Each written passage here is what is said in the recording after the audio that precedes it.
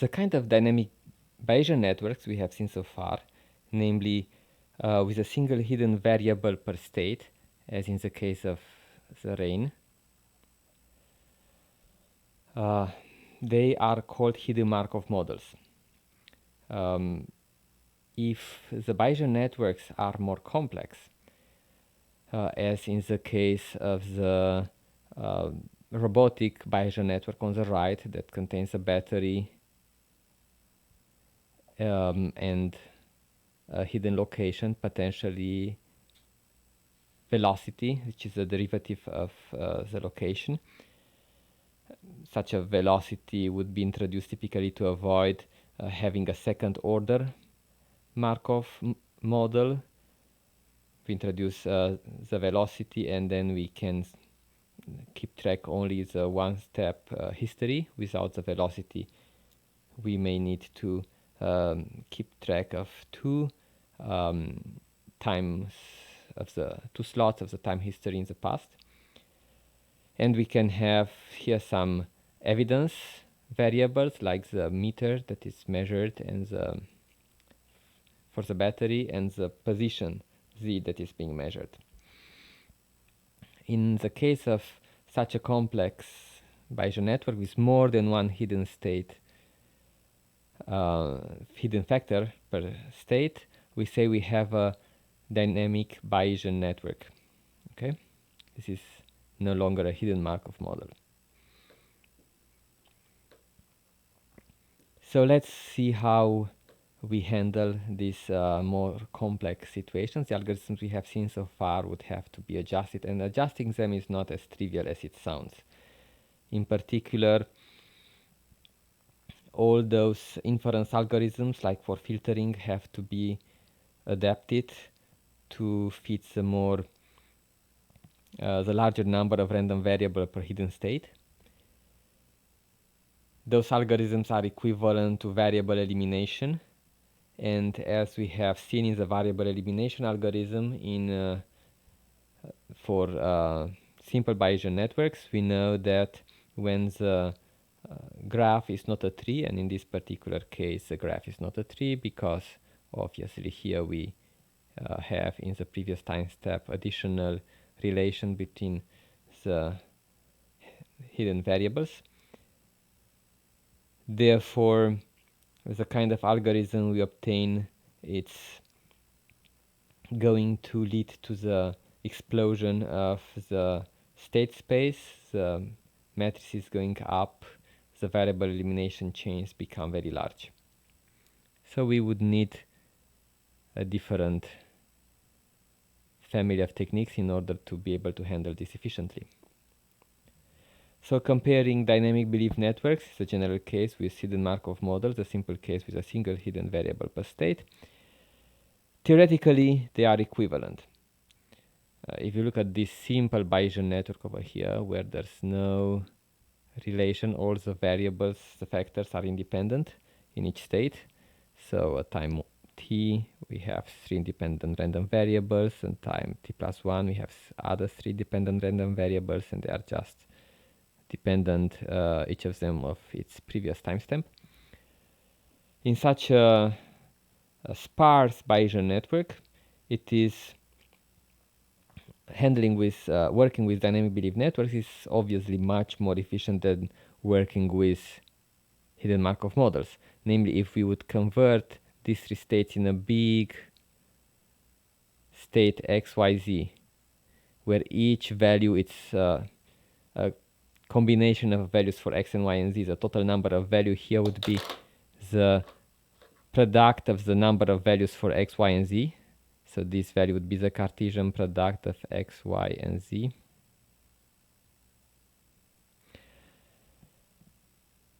And therefore the transition probabilities here would be would have to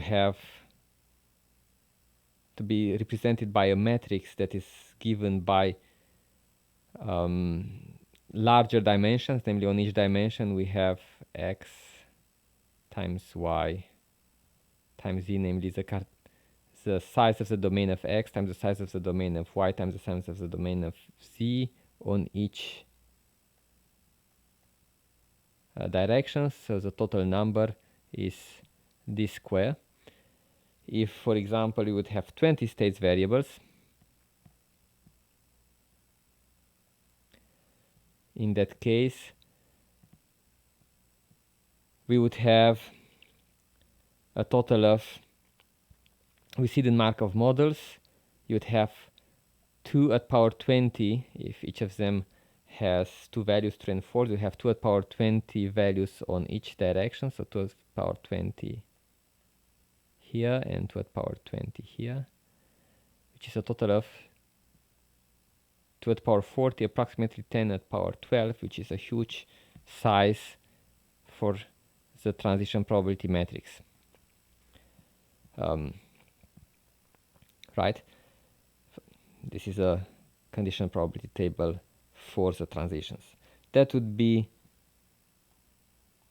very expensive. Each state can in theory pass to each other state in time, so that would lead to difficult to specify conditional probability tables and to difficult to conduct variable elimination. So rather than transforming this kind of Bayesian network to hidden Markov models where you would have x, y, z variables going to other x, y, z variables, we time 1 going to x, y, z at time 2. Rather than having something like that, we prefer to remain with such sparse dynamic belief network representations where the total number of parameters in the condition probability tables is 1 for independent condition probability table for each transition. Each transition would have just 8 parameters, and we need that for 20 variables, so that's 20 times 2 to the power 3, that's 160.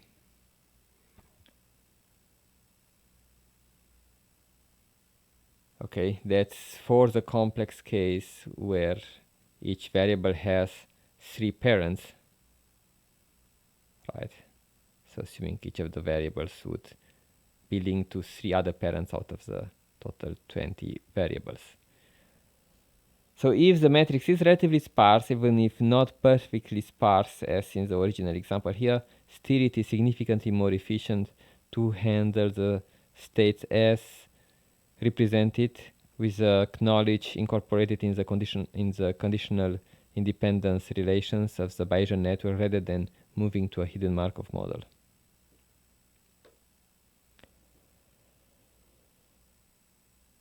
Further, we have to think about the fact that with exact inference in dynamic belief networks, we used to, we see the Markov models, we used to remove one time stamp at each step, rolling it up.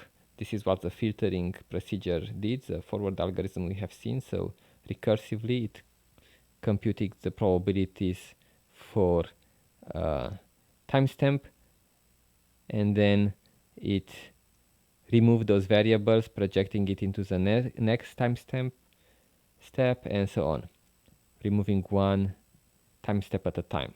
Like that, we were able with filtering to always incorporate the history through the recursive formula and to remain with just the latest time step.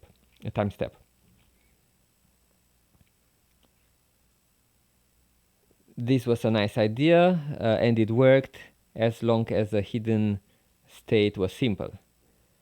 But in case we have a large hidden Markov model, like in the previous case, 20 variables, when we roll up a state, the state translates into a complex relation between the states, the factors, the random variables in the next state, leading up to a full joint probability table that has to be maintained. The full joint probability table has, as we have remarked when we studied dynamic belief networks, a total complexity of d to the power n plus 1, and updating it from one step to the other leads to a cost of d to the power n plus 2. Okay, so that is still very expensive. If we represent it as a hidden Markov models, it is d to the power 2n. So we prefer to not use, so if n is large, like 20, obviously that becomes an expensive cost to handle. We prefer to use stochastic algorithms. Likelihood weighting is the most efficient amongst stochastic algorithms we have seen for Bayesian networks. And here we are going to see a couple of results that were shared by the author of the book, and namely, if for our RAIN hidden Markov models we would run likelihood weighting when it's unwrapped, we see that with 10 samples we are completely wrong after 20, so the error gets maximized after 15 steps. With 100 samples, as represented on the second curve, it takes about 30 timestamps for it to be completely wrong. For 1,000 samples, it takes about 45. For 10,000, a little more than 50. And 50 timestamps, it's not a lot. If each timestamp is a second, it means in 50 seconds your robot is completely off. And this was for a simple problem. For a problem with many random variables, that's going to be even worse. Therefore, it's obvious that likelihood weighting is not working well. What is the reason? Well, it can be observed here that when one performs likelihood weighting on these hidden Markov models, the way we do is we first sample RAIN 0. Then we sample RAIN 1 based on RAIN 0, and in the sampling of RAIN 1, RAIN 0, the evidence in umbrella is not used in any way because umbrella is not a parent. The same sampling RAIN 2 is just based on sampling RAIN 1, and so on.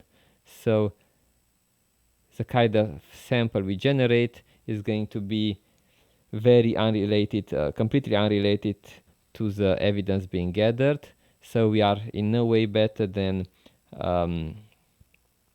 rejection sampling. In rejection sampling, we used to have wild samples representing the world unrelated to the known evidence. Therefore, the whole weight of the generated samples is very small, leading to huge errors since the samples are not related to what actually is happening in the field. So, what is the conclusion? We should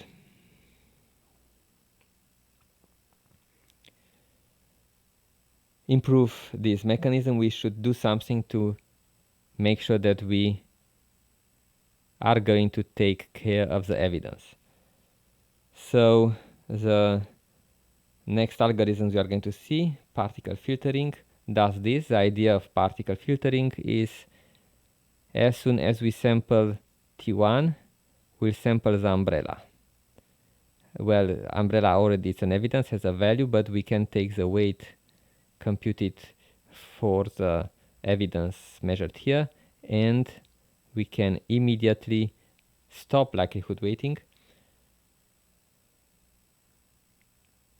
resample rain 1 based on the new probability obtained for rain 1, which now takes into account umbrella 1 because we have stopped likelihood weighting here.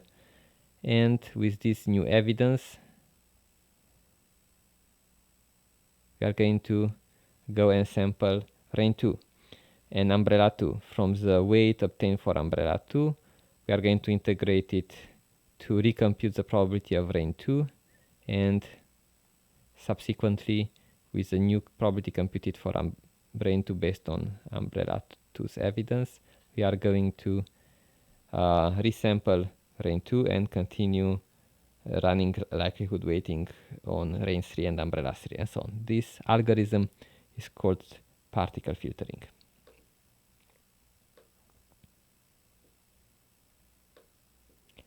So let's see the particle filtering algorithm. So the main idea behind is to ensure that the population of particles is continuously updated with the evidence that is closed to the current timestamp. In the context of rain, the rain problem, we are starting, let's say, with 10 samples. Originally, assuming the probability was 80% rain true and 20% rain false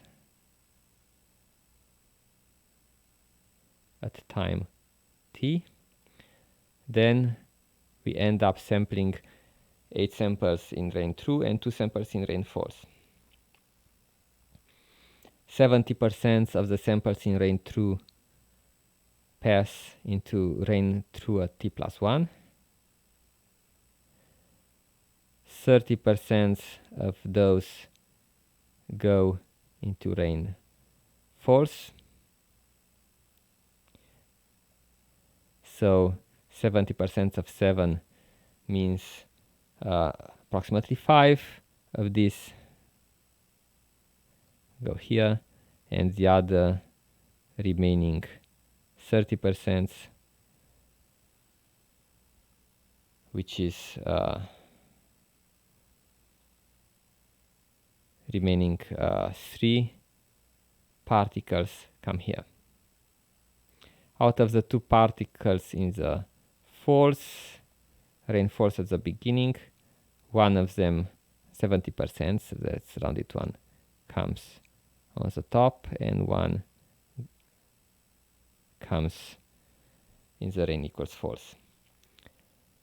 At this moment, we are going to use information that umbrella equals false. If we know that umbrella equals false, then the weight of the samples for rain false is growing with this probability. The probability that umbrella is false when there's no rain is 0.8, and the probability that umbrella is true when there is no rain, that umbrella is false when there is rain, is 0.1.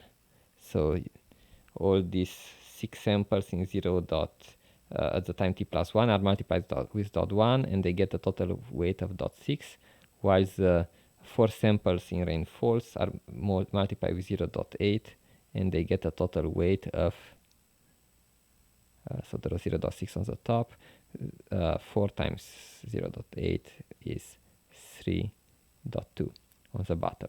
So the total mass of weight that was gathered is 3.2 plus 0.6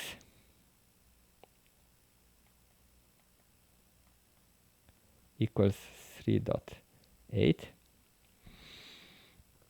And now we are going to compute the relative, the new probability for distribution for rain t plus 1 is 0.6 for 3.8 for rain true, and 3.2 divided by 3.8 for rain equals false.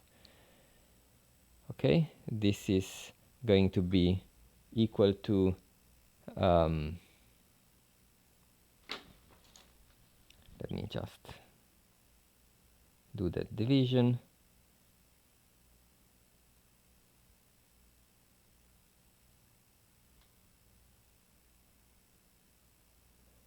Dot 6 divided by 3.8, it's equal to 0.16.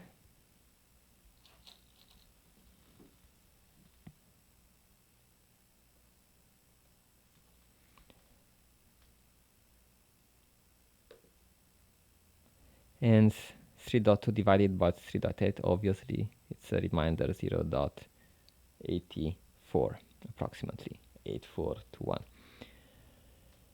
So we resample rain based on this. So 0.16 for rain, t plus 1 equals true, and 0.84 for it equals false. So again, we get 2 samples out of 10 rounded are for rain true, and 8 samples for rain false, and so on. So this is how particle filtering works. In the rain case, I'm going to show you a more complex example similar to your project next.